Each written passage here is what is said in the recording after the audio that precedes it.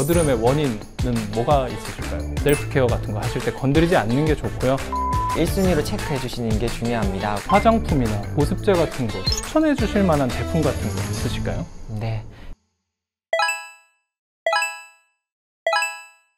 안녕하세요. 로단원형 강남점 원장 장진우입니다. 가산점 원장 김익두입니다. 네, 오늘은 강남점 이 장진우 원장님과 같이 자리 한번 해봤는데요. 오늘 이제 여드름 셀프케어랑 제품 추천 관련해가지고 간단하게 몇 가지 정보들 좀 안내해 드리려고 합니다. 여드름이 왜 생기는지, 여드름이 어떻게 분류를 할 수 있는지 좀 알아야 셀프케어도 추천드리고 제품도 그에 맞는 거 좀 추천드릴 수 있을 것 같잖아요. 원장님이 생각하시는 이제 여드름의 원인은 뭐가 있으실까요? 일단 피지가 자연적으로 분비가 되는데 그 피지가 잘 빠져나가지 않을 때 시작이라고 생각을 하고, 대표적으로 그 피지가 잘 빠지지 않는 원인으로는 각질이 있을 때, 피지가 각질에 의해서 빠져나가지 못했을 때 생기는 여드름이 좁쌀 여드름, 쌓여 있는 피지에 이제 여드름균에 의해 감염이 돼서 염증이 생긴 경우에는 염증성 여드름이라고 하는데, 염증이 생긴 이후부터는 아무래도 이제 홈케어를 할 수 있는 수준이 있고 아닌 수준이 있다고 생각을 합니다.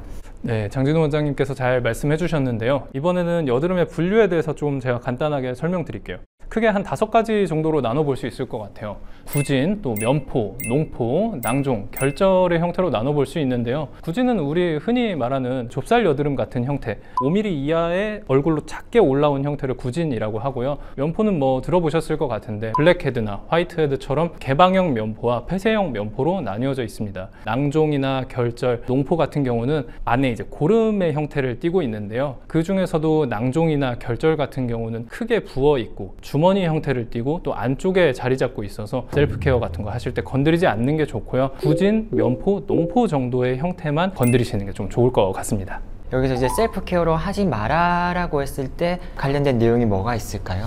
네, 셀프케어 부분에서는 우선 뭔가를 해라, 또 뭔가를 하지 말아라, 이 2가지로 크게 나눠서 설명을 드릴 수 있을 것 같은데요. 무엇을 하지 말아야 할지 거기에서부터 먼저 말씀을 드릴게요. 첫 번째로 가장 중요한 거는 말씀드렸던 것처럼 낭종이나 결절의 형태처럼 누가 봐도 이거 짜면 안 된다, 이거 짰다가 괜히 잘못되는 거 아니야? 이런 생각이 드는 형태의 여드름은 집에서 웬만하면 건드리지 않는 걸 추천드립니다. 또 세안이나 화장을 할 때 강하게 손으로 문지르지 않는 걸 또 추천드리는데요. 너무 강하게 문지르다 보면 피부 장벽을 무너뜨려서 여드름 발생을 높이고 민감성 피부로 전환을 시킬 수가 있습니다. 원장님께서 생각하시는 이것만은 하지 말아야 된다 라고 생각하시는 건 뭐가 있을까요? 보통 이제 여드름이 이제 기름이 많이 분비되어서 피지 분비량이 많아서 여드름이 더 심해진다라고 생각을 해서 기름종이를 많이 쓰시는 분들이 많으실 텐데, 이때 기름종이를 너무 뻑뻑 문지르게 될 경우에는 앞서 말씀드린 것처럼 피부 마찰에 의해서 피부 장벽이 손상될 수도 있고 모낭충, 염증성 부산물들이 전면으로 이제 번질 수 있기 때문에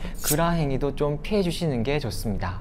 네, 원장님 말씀해 주신 거 외에도 또 몇 가지 생각을 해보자면, 주로 어떤 화장품이나 보습제 같은 거 또 발라가지고 좋게 개선해 보겠다 하시는 분들이 많은데요. 보습제 안에 이 밀폐제라는 성분이 들어있는데요. 쉽게 생각하면 습도가 날아가지 않게 막을 쳐주는 기름 형태라서 너무 많은 보습제 바르게 되면 오히려 피지 분비량이 더 증가할 수 있으니까요. 그 부분 주의해 주시면 될 것 같고, 또 환자분들께서 생활 속에서 고칠 수 있는 것들, 음식과 스트레스 부분인 것 같은데요. 피지량과 연관된 음식들, 원장님 생각하시기엔 뭐가 있으세요?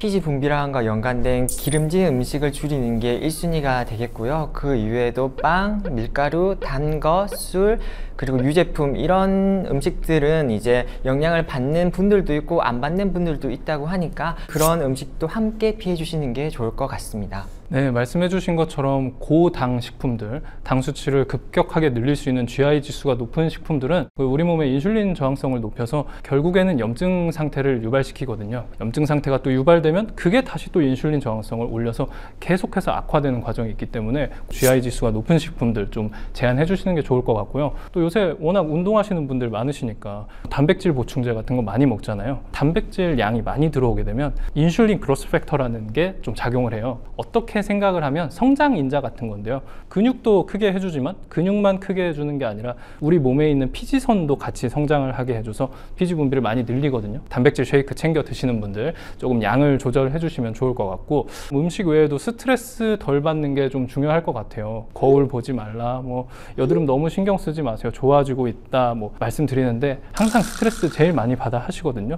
스트레스 받으면 안 되는 이유 원장님께서 한번 설명해 주시겠어요? 우리 몸이 스트레스를 받게 되면 우리 몸에서는 스트레스 호르몬이라는 것이 분비가 됩니다. 그 호르몬은 여러 가지 우리 몸에 악영향을 끼치게 되는데, 이제 여드름과 관련해서는 염증 물질을 이제 더 일으키고 더 크게 만들게 됩니다. 또한 스트레스는 우리 몸에 전반적인 영향을 미쳐서 여드름을 회복하고 재생시키는 데도 방해를 주기 때문에, 이러한 이유로 여드름이 있을 때 스트레스를 가급적 안 받으시는 게 좋습니다. 장진호 원장님하고 뭐 여드름 셀프케어 관련해서 이것만은 꼭 하지 말아라 라고 좀 말씀을 좀 나눠봤는데요. 원장님께서 간단하게 한번 정리해 주시겠어요? 네, 염증이 심한 여드름은 집에서 압출하지 않기, 세안할 때 손으로 강하게 문지르지 않기, 화장품 최대한 피하기, 기름종이 뻑뻑 문지르지 않기, 피지와 연관된 기름진 음식 줄이기, 스트레스 최대한 덜 받기입니다. 지금부터는 셀프케어 이것만은 꼭 해라, 이건 하면 도움이 될 수 있다 라는 것 좀 같이 몇 가지 설명드려 보겠습니다. 우선 첫 번째로 제가 가장 중요하게 환자분들한테도 말씀을 드리는 거는, 여드름을 어쨌든 환자분들 건드리게 돼 있어요. 꼭 그걸 손으로 긁거나 아니면은 손톱으로 눌러서 짜서 오시는 경우들이 있는데, 그렇게 되면 거의 여드름 흉터로 남더라고요. 잘 깨끗하게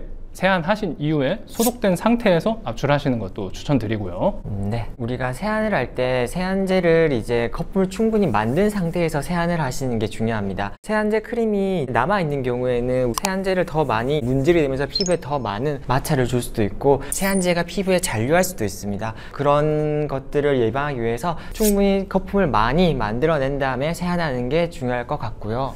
네, 세안 얘기하시니까 또 생각나는 게 있는데요. 화장 지우거나 하실 때 이 부위를 좀 신경 써주시면 좋을 것 같아요. 주로 이 뭐 귀 앞쪽이나 아니면은 턱 아래쪽, 아니면은 이 머리 닿는 부분, 이런 부분에 여드름 많이 나잖아요. 이 잔류 노폐물들이 잘 헹궈지지 않은 상태에서 마무리되면서 그 부분에 이제 염증 반응을 일으키는 것 같은데요. 조금만 더 신경 써주셔도 확실히 그 부분에 이제 여드름 줄어들 수 있으니까요. 화장 지우거나 세안하실 때 부위도 좀 같이 신경 써주시면 좋을 것 같습니다. 네. 더불어서 또 이제 세안 이후에 보습크림이나 화장을 안 하시는 분들이 또 계세요. 그럴 경우에는 이제 피부는 더 건조하다고 느껴서 피지 분비량이 평소보다 더 많이 나오게 될 수가 있으니까, 세안 후에 꼭 보습크림을 바르실 때 너무 과하게 바르게 될 경우에는 오히려 그 밀폐도가 높아져서 피지가 잘 나가지 못하고 안에 갇혀서 또 새로운 여드름을 만들 수 있으니까, 보습크림을 바르실 때 간 얇게 펴발라 주시는 것이 중요합니다. 또 하나 말씀을 드리자면, 땀을 흘려서 운동을 하는 걸 좀 추천드려요. 땀 흘려서 운동하는 과정에서 노폐물들이 바깥으로 잘 배출될 수 있기 때문에 운동을 좀 주기적으로 해주시면 혈액순환에도 도움되고 노폐물 배출에도 도움이 될 수 있습니다. 그리고 마지막으로 재생에 있어서 가장 중요한 거는 수면이기 때문에, 여드름으로 고민하시거나 걱정이신 분들은 항상 수면을 1순위로 체크해 주시는 게 중요합니다. 밤을 새게 될 경우에는 평소보다 더 많은 피지가 분비가 되면서 그것이 곧 여드름으로 이어질 수가 있으니까 충분한 수면과 휴식을 꼭 취해 주시길 바랍니다. 지금까지 여드름 관련해서 이거는 해라 하는 좋은 내용을 알려드렸는데, 한번 요약 정리를 해보자면 어떻게 될까요? 첫 번째는 이제 압출을 할 거면 제대로 깔끔한 상태에서 해라. 두 번째는 화장을 잘 지우고 세안할 때 부위를 신경 쓰자. 세 번째는 거품을 충분히 만든 상태에서 세안하자. 네 번째는 보습크림, 로션을 잘 발라주자. 다섯 번째는 땀을 흘릴 정도로 운동을 하자. 여섯 번째는 피부 재생을 위해서 충분한 숙면을 취하자입니다. 지금까지 장진호 원장님하고 이거는 좀 하면 도움이 된다, 이런 부분들을 말씀드렸는데, 추천해 주실 만한 제품 같은 거 있으실까요? 네, 해안제랑 이제 크림, 로션, 보습 제품 관련해서는 여드름에 사용 가능한이라고 적혀 있는 문구가 있는 제품을 사용하시거나, 아니면 non comedogenic 문구가 들어가 있는 제품을 사용해 주시는 게 좋으시고, 피지 분비량이 많으신 분들은 피지 연화제를 사용하시는 것도 괜찮을 것 같아요. 네, 피지 연화제라고 하니까 뭔가 생소하다고 생각하시는 분들 있을 텐데, 쉽게 생각하면 뭐 클렌징 오일 같은 거 안에 들어있는 성분이거든요. AHA, BHA, 뭐 PHA, LHA 뭐 이런 식으로 피지 연화제 종류들이 조금 세분화돼 있어요. 그 부분에 대해서 약간 간단히 설명을 드리자면, AHA는 수용성이에요. 수용성이라서 각질 제거에는 도움을 주지만 피지를 녹이는 데는 직접적으로 도움을 주지 못하겠죠. 왜냐면 피지가 우리 기름 성분이잖아요. 그래서 피지 분비가 많고 또 블랙헤드나 화이트헤드가 좀 있는 않는 분들은 BHA 성분을 좀 사용하시는 게 좋은데, BHA 성분은 약산성을 띠고 있고 지용성이라서 각질 제거나 피지 제거에도 도움을 줄 수 있습니다. 그런데 AHA나 BHA 같은 거 사용하시다가 되려 좀 트러블이 더 생기시는 경우들이 좀 있어요. 그런 분들 같은 경우는 PHA라는 제품을 좀 사용하시라 제가 말씀드리거든요. PHA는 앞에 이 폴리라는 말이 붙는 건데요, 분자의 구조가 크고 분자량 자체가 커서 피부에 천천히 흡수가 된다고 생각하시면 돼요. 피부에 천천히 흡수가 되면 자극도 훨씬 덜 줄 수 있겠죠. LHA 같은 경우는 지용성이면서 각질 제거를 해줄 수가 있는데요, BHA보다는 분자 구조가 크기 때문에 피부에 영향을 적게 줄 수 있다, 이렇게 생각하시면 될 것 같아요. 피지 연화제 사용 이후에 이중 세안을 위해서 클렌징을 할 텐데, 이때 또 클렌징 폼으로 또 좋은 제품이 있을까요? 제품을 좀 직접 추천드릴 수 있을 것 같아요. 근데 이제 한 3가지 정도로 나눠볼 수 있을 것 같은데요, 피부 장벽이 무너진 경우냐, 각질이 많고 좀 모공이 많이 막혀 있냐, 아니면은 좀 내가 오염 노출이 많고 피지 분비도 많은 형태를 띠고 있냐, 이 3가지로 나눠볼 수 있을 것 같은데요, 피부 장벽이 무너졌다고 하면 우리 피부의 원래 PHA가 약산성이잖아요. 네. 그 약산성과 맞는 약산성 닥터지라는 제품이 있어요. 그 제품 좀 추천드리고요. 세안 잘 해주신 이후에 피부 장벽이 무너지신 분들, 덱스판테놀이라는 성분이 들어있는 연고류를 이 약국 가서 사서 발라보시면 좋을 것 같은데요. 덱스판테놀이 들어있는 크림이라고 하면 판테놀, 비판텐 등이 있습니다. 각질이 많고 좀 모공이 막힌 경우에는 이 각질도 같이 좀 녹여줘야 되겠죠. BHA 성분이 들어가 있는 세타필의 바하 클렌징이라는 게 있어요. 그 제품 한번 써보시는 것도 좋을 것 같고, 오염 노출이 많고 피지 분비량도 많아서 나는 제대로 닦아내야 된다 하시는 거는 센카에서 나오는 그 퍼펙트 휩이라는 제품이 있잖아요. 그런 제품들 써보시면 또 좋을 것 같습니다. 보습크림이나 로션류는 여드름이 나고 민감성 피부인 분들한테 너무 많이 이것저것 바르라 라고 말씀 안 드려요. 그래서 피지오겔에서 나오는 시카 밸런스나 데일리 모이스처나 DMT 로션 같은 거 자기의 피부 상태에 나눠져서 설명이 잘 되어 있거든요. 본인 피부 상태에 맞는 피지오겔 제품 같은 거 한번 써보시면 좋을 것 같습니다. 여드름이 나는 좀 올라왔다, 이미 여드름을 좀 치료하고 싶다, 이럴 때 쓸 수 있는 의약품들 좀 몇 가지 추천을 드려볼까 하는데요, 주로 이제 살리실산 성분들이 들어있는 게 있죠. 우리가 가장 여드름 의약품으로 잘 알려진 클리어틴이라는 외용액이 있는데, 약품의 주 성분이 바로 살리실산이라고 합니다. 살리실산은 피부의 각질층을 없애고 면포를 줄여주기 때문에 부진, 면포, 좁쌀 여드름에 많은 도움이 될 수가 있습니다. 여드름 염증이 좀 올라와서 약간의 그 붉은색을 보이는 분들, 주성분이 좀 이부프로펜이 들어있는 의약품도, 연고도 좀 추천을 드리는데요, 그런 제품도 뭐가 있을까요? 제품명으로는 에크논, 이부프로펜 크림, 아큐아크네 등이 있습니다. 우리 또 생활 속에서 또 집안에 갖고 있는 의약품들 중에 후시딘, 마데카솔 케어, 에스로반 연고 이런 것도 말씀을 드리거든요. 여드름 압출한 곳 가셔가지고 후시딘이나 마데카솔 케어 바르세요 하면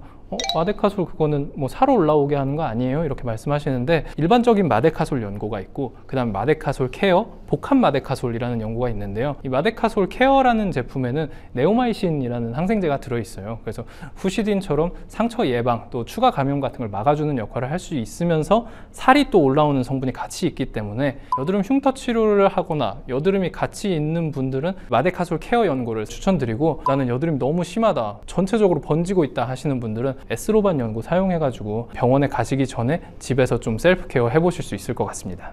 네, 오늘 로다마니원 강남점 장진우 원장님과 함께 자리를 해서 여드름 셀프 케어와 또 제품 추천, 여러 가지 의약품에 대해서 좀 얘기를 나눠봤는데요, 셀프 케어 부분에서 이것만은 꼭 하지 말아라 하는 거 있으실까요? 딱 한 가지만 꼽자고 한다면, 염증이 심한 상태일 때는 절대로 집에서 혼자서 압출하지 않기. 그럼 반대로 여드름 케어에서 이거는 도움이 된다 했을 때 딱 한 가지를 꼽자면 뭐가 있을까요? 어떻게 생각하면 역설적일 수 있는데요, 어차피 이거 해라, 이거 하지 말아라 말씀드려도 집에서 건드리게 돼 있어요. 그래서 건드릴 거라면 정말 깨끗한 상태에서 건드릴 수 있는 것만 건드리자, 이렇게 말씀드리고 싶습니다. 네, 오늘 장진우 원장님과 여드름 셀프 케어 또 제품 추천에 대해서 말씀 나눠봤고요, 다음에도 또 유익한 영상으로 찾아뵙는 걸로 하겠습니다. 네, 지금까지 시청해 주셔서 감사합니다.